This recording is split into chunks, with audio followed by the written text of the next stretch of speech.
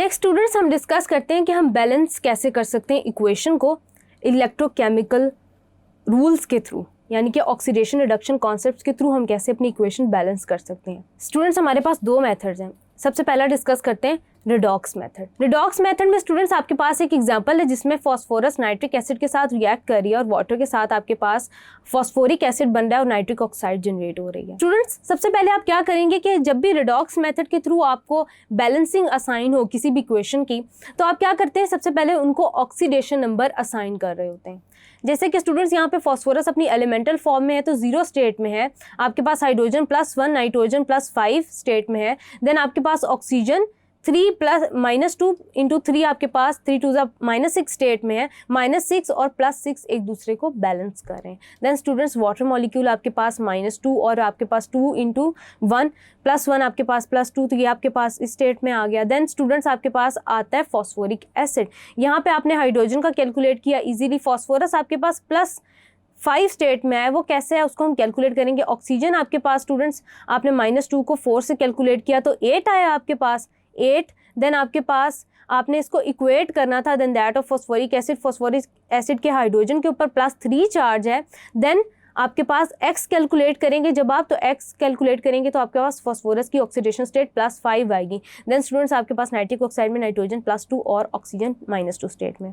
अब स्टूडेंट्स आप देखेंगे कि कहाँ ऑक्सीडेशन हो रही है और कहाँ रिडक्शन हो रही है। स्टूडेंट्स तो आपके सामने एविडेंट है कि आपके पास जो फॉस्फोरस है वो अपनी 0 स्टेट से गया +5 स्टेट में, यानी कि यहाँ पे आपके पास हो रही है ऑक्सीडेशन, यहाँ पे आपके पास हो रही है ऑक्सीडेशन। नाइट्रोजन +5 स्टेट से +2 स्टेट में गया, यानी कि आपके पास हो रही है रिडक्शन।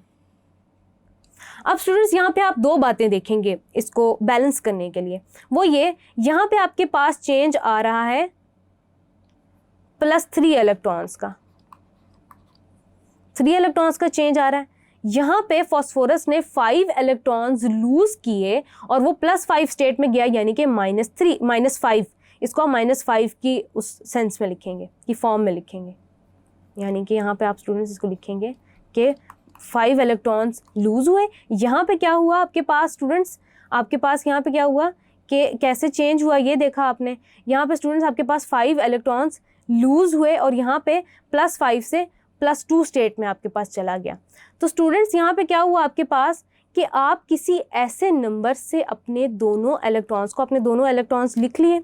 अब स्टूडेंट्स आप क्या करेंगे कि किसी ऐसे नंबर से मल्टीप्लाई कर रहे होंगे जो कि इन दोनों को बैलेंस कर देगा, इन दोनों की वैल्यूज़ को बैलेंस कर देगा, ताकि आप इनको कैंसिल आउट कर सकें।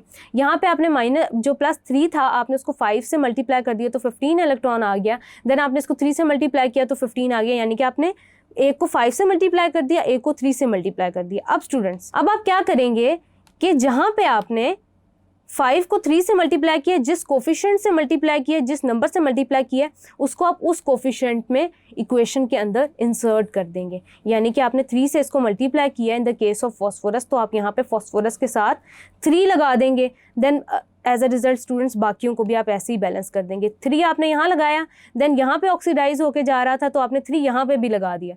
देन स्टूडेंट्स यहाँ पे आपने 5 से मल्टीप्लाई किया था 3 को, यानी कि जो चेंज इन इलेक्ट्रॉन था उसको आपने 5 से मल्टीप्लाई किया था, तो 5 यहाँ पे भी आपने इंसर्ट किया और नाइट्रोजन की साइड पे भी इंसर्ट किया। तो यूँ स्टूडेंट्स क्या किया आपने, देन आपके पास स्टूडेंट्स जो हाइड्रोजन था या वाटर मॉलिक्यूल था वो बैलेंस नहीं था, तो आपने क्या किया कि 2H2O जो है ना वो आपने ऐड कर दिया, यानी कि एक और उसके अंदर कोफिशिएंट ऐड कर दिया, ताकि आपके पास इक्वेशन जो है वो पूरी तरह से बैलेंस हो जाए। तो ये हो गया स्टूडेंट्स आपके पास एक सैम्पल एग्जांपल थी कि कैसे आप इक्वेशंस को बैलेंस करते हैं रिडॉक्स मेथड के थ्रू। अब स्टूडेंट्स आपके पास आता है एक सेल्फ चेक एक्सरसाइज 12.3, जिसमें आपसे कहा जाता है कि using the oxidation number method balance the following equation. तो स्टूडेंट्स सबसे पहले हम देखेंगे कि आपके पास ऑक्सीडेशन कहाँ हो रही है और रिडक्शन कहाँ हो रही है। सबसे पहले हम कैलकुलेशंस की तरफ चलते हैं। तो स्टूडेंट्स आपके पास है नाइट्रिक एसिड में 3 2 6, तो ये -6 है, यानी कि आपके पास नेगेटिव चार्ज -6 है, तो आपके पास पॉजिटिव चार्ज में +6 होना चाहिए। यहाँ पे +1 है आपके पास, नाइट्रोजन पे स्टूडेंट्स +5 चार्ज होगा। देन स्टूडेंट्स आपके पास आ जाता है हाइड्रोजन सल्फाइड। यहाँ पे हाइड्रोजन सल्फाइड के ऊपर +1 × +1 × 2, तो ये +2 आपके पास होगा। और सल्फर की केस में -2 चार्ज होता है, यानी कि उसके अंदर 2 की कैपेबिलिटी होती है कि वो गेन कर सके। देन स्टूडेंट्स आपके पास जो आ जाता है नाइट्रोजन, नाइट्रोजन पे +2 चार्ज आता है, ऑक्सीजन पे -2 चार्ज आता है। सल्फर अपनी एलिमेंटल फॉर्म में है, इसलिए इसके ऊपर कोई चार्ज नहीं होगा। देन स्टूडेंट्स आपके पास +2 चार्ज होता है एंड देन -2 चार्ज होता है। अब स्टूडेंट्स हम देखेंगे कि ऑक्सीडेशन कहाँ हो रही है और रिडक्शन कहाँ हो रही है, हम उसको एरो डालेंगे। अब स्टूडेंट्स यहाँ पे क्या हो रहा है कि नाइट्रोजन अपनी प्लस फॉर्म से +5 फॉर्म से कन्वर्ट हो रहा है +2 फॉर्म के अंदर, यानी कि स्टूडेंट्स यहाँ पे हो रही है रिडक्शन। देन स्टूडेंट्स हम देखेंगे सल्फर को कि सल्फर अपनी -2 स्टेट से जा रहा है अपनी 0 स्टेट के अंदर, यानी कि यहाँ पे हो रही है आपके पास ऑक्सीडेशन। इसको हम इस तरह लिख लेंगे, यहाँ पे स्टूडेंट्स आपके पास हो रही है ऑक्सीडेशन। अब स्टूडेंट्स याद रखिएगा कि यहाँ पे आपके पास +5 स्टेट से नाइट्रोजन +2 स्टेट में गया, यानी कि 3 इलेक्ट्रॉन्स का फर्क आया। यहाँ पे स्टूडेंट्स ऑक्सीडाइज हुआ सल्फर, तो +2 का फर्क आया, 2 इलेक्ट्रॉन्स का डिफरेंस है।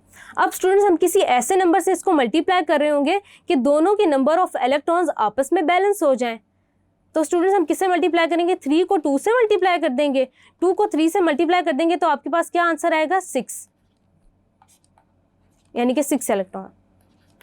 अब स्टूडेंट्स हम क्या कर रहे होंगे कि अब हम इन्हें बैलेंस करेंगे। बैलेंस कैसे करेंगे कि यहाँ पे हमने मल्टीप्लाई किया 2 के साथ, जिस नंबर से मल्टीप्लाई किया हम उसको कोफिशिएंट में ऐड कर देंगे, यानी कि यहाँ पे आपके पास आ जाएगा 2HNO3 प्लस यहाँ पे हम जगह छोड़ देते हैं H2S, देन आ जाता है आपके पास स्टूडेंट्स 2NO, क्योंकि आपके पास यहाँ पे चेंज आ रहा है, देन आपके पास +S, देन आपके पास आ जाता है H2O। अब स्टूडेंट सल्फर पे हमने मल्टीप्लाई किया था, सल्फर की केस में हमने 3 के साथ मल्टीप्लाई किया था, तो यहाँ पे हम कोफिशिएंट में 3 लिख देंगे, यहाँ पे हम कोफिशिएंट में 3 लिख देंगे। अब स्टूडेंट्स हम क्या करेंगे कि यहाँ पे हम नंबर ऑफ वाटर मॉलिक्यूल्स हैं उनको हम बैलेंस कर रहे होंगे कि किस तरह से हमने करना है। यहाँ पे स्टूडेंट्स 2 हाइड्रोजन है, 3 2 6, 6 + 2 आपके पास 8 आ जाता है। 8 है तो आपने यहाँ पे भी 8 हाइड्रोजन के साथ बैलेंस करना है, यानी कि हम 4H2 लिख देंगे। तो ये स्टूडेंट्स आपके पास इक्वेशन जो है ये बैलेंस हो जाती है।